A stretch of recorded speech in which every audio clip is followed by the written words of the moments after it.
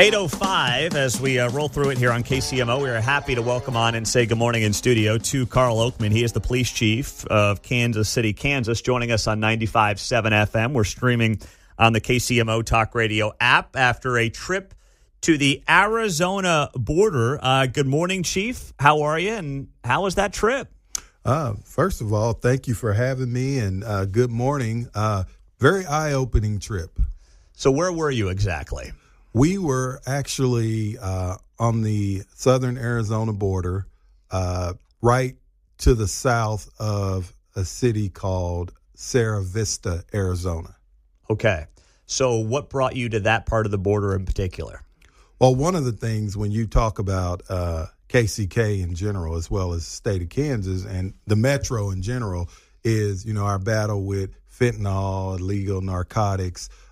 Arizona, based on intelligence, is the 100% source of fentanyl coming across the U.S. border. In the city of Nogales, there's a Nogales, Arizona, and a Nogales in Mexico.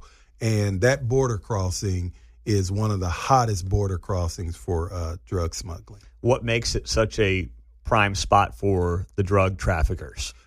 Because you can mix in with all the commerce, the 18-wheelers. We were there, and I'll get into it in a second, but we flew over the actual border crossing in Black Hawk helicopters, and you could see on both sides the traffic was backed up for miles, and the majority was large trucks and, heavy equipment. So you could see the opportunity to smuggle in illegal narcotics. And is there just not the level of enforcement that needs to be there to figure out what's in each one of these 18-wheelers? Is that why this stuff gets through? Well, I think there's a combination of different intelligence needs. And when you talk about not just Nogales, but when you look at the rest of the border, going to the east and to the west, that's where the enforcement kind of drops off, just for the lack of resources. Mm-hmm. So you're down there. You saw it by air. You saw it on the ground. What stood out to you the most on this trip? Well, I think the number one thing, shockingly, was the cooperation between Border Patrol, the U.S. military, and the county sheriff's departments. As well as the Mexican government putting troops on their side of the border. And that's a new development, as I understand it, right? Yes. Wow. So they're actually doing their part, it seems like. I did see a stat the other day that the fentanyl is decreasing over the last few months in the United States as the border's been obviously more locked down than it was the last few years. Was that also what you heard being down there? Even though it's still problematic, it has gotten better? Right. It has gotten better. I would say the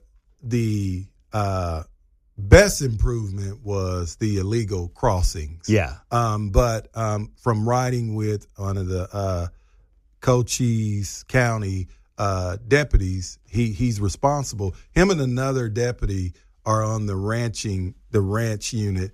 They're responsible. Two guys are responsible for 86 miles of border.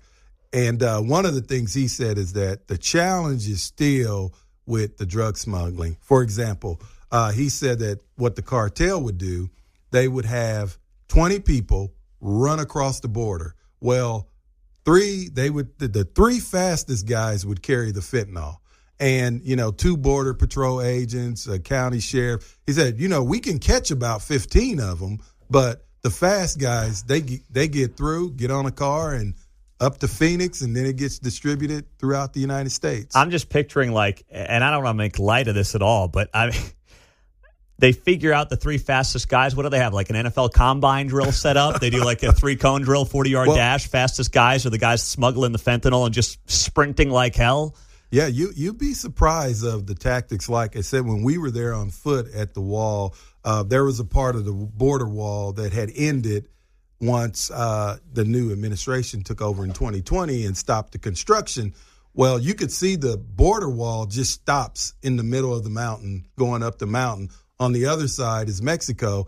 And as we were looking, we could see these little figures running across over to the Mexican side. And then when we got in the binoculars, we could see them. They were up there in the trees, looked like they were smoking, weed there, looking at us through binoculars. But they're on the Mexico side, so at that point you just got to kind of stare at each other, right? Yes, and basically their surveillance for the cartel. Basically, what they do is they'll sit there for days looking at the border, and on top of this mountain, they could see a good 30 miles down the border. So they'll look and see where there's a good hole for them to run people across. Wow. Karl Oakman is the Kansas City, Kansas police chief on KCMO. He was just at the border with Kansas U.S. Senator Roger Marshall.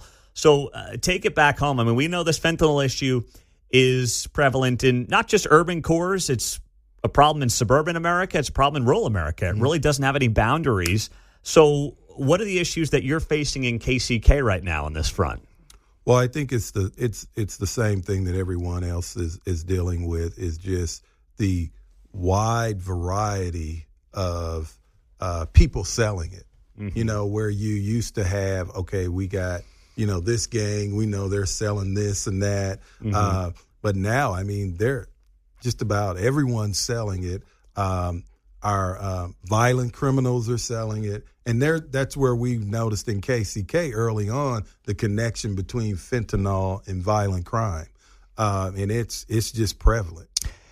Is it people selling fentanyl directly, or is it a lot of this like they're selling these other street drugs that are laced with fentanyl and the dealers may not even be aware it's laced with fentanyl? Yeah, I always call it the quadruplets. So when we hit a house based on, responding on a drug overdose and tracing it back to the dealer, what we find in the house, and I call it the quadruplets, it's fentanyl, marijuana, methamphetamine, and guns. Mm-hmm. That's what we find. And so what we're starting to see is the fentanyl being laced in the marijuana, and really that's pretty much the drug of choice right now to lace it.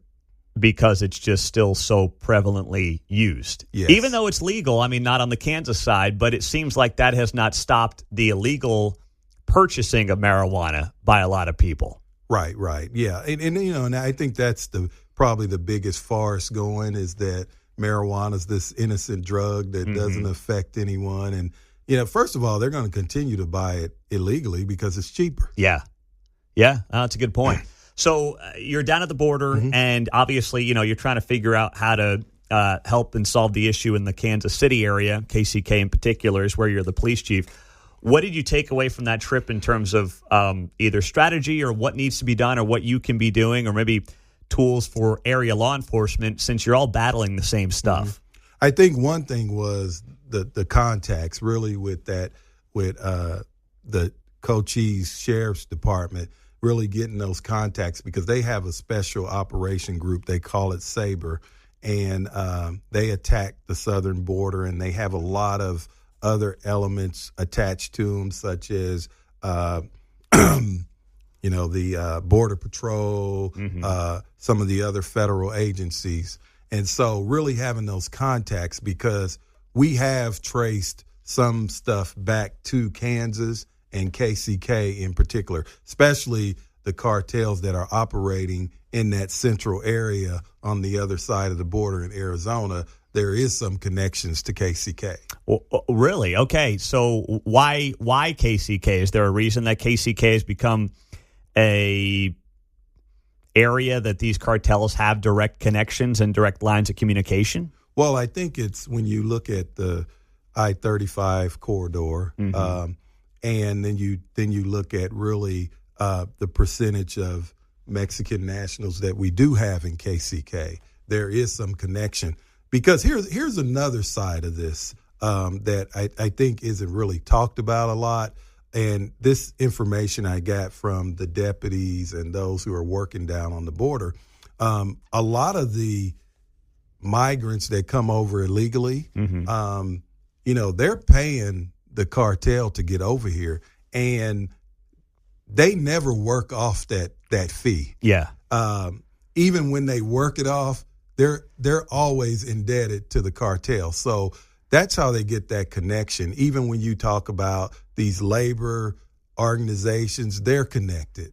where they actually are paying these organizations, these labor organizations are giving a cut to them to hire these illegal migrants to do this. And they're working off their fee to the cartel or whatever criminal group got them across the border. But it never ends. They keep paying. It's a lifetime payment. Well, even if you monetarily pay it off, what I'm hearing, there still is, it's kind of like being in the mob or being in a gang. You're never officially paid off. They always know where you're at, and if they need something out of you, you got no choice. Yeah, and when you look at it, and that's why I say when you look at, one of the deputies have told me they were dealing with about 8,000 people in their particular area crossing the border every month. Now that's down to 1,000. But what they're still struggling with is the drug smuggling and the human trafficking. Wow. Karl Oakman is here, KCK Police Chief. So when you look at this from the standpoint of KCK and Kansas City at large, what would you say to other area law enforcement officers in terms of what they need to be looking out for, what they need to be aware of based on your trip? Well, I would say is you have to respond and start the investigation. Because if you're not investigating it, you're never going to trace it back to where it's coming from. And so the insight I got on the border is really looking at how this stuff is starting from step one and how it's ending up in KCK. And one other thing I want to mention is Fort Riley, their air defense unit, aviation defense unit, is deployed down there out of Fort Huachuca, if I can pronounce that correctly, Arizona. And, I was so proud to really have the opportunity with Senator Marshall to have lunch with these men and women who are out here on the front lines of the border. And, I mean, some of these kids are 19, 20, and, just their commitment. And, it was just a great time having lunch with that whole military unit. And they're fighting arguably the most important fight we've got right now in this country. We are seeing, sadly, record levels of drug poisonings courtesy of fentanyl. Literally, it is killing especially young Americans at a record-setting rate, and these men and women from Fort Riley are on the front lines of trying to stop it. Yeah, and you look at, one of the generals, he mentioned that, it's preparing us for future combat because we're dealing with the rough terrain in Arizona. And Arizona, I don't know if you've been along the border. No. It is desolate. It's desert. It's mountain. It is tough terrain. So the 10th Mountain Division is down there with Fort Riley. And, they're doing operations. They cover, that particular installation covers the would be the eastern part of California to El Paso, Texas, that borderline. And, they talk about New Mexico is wide open. Yeah. That's one of the areas that they're really struggling with. Chief Oakman, thank you so much for being here. We appreciate the time. No problem. Thank you for having me. Karl Oakman, the KCK Police Chief on KCMO, fresh off his trip to the border with Senator Marshall.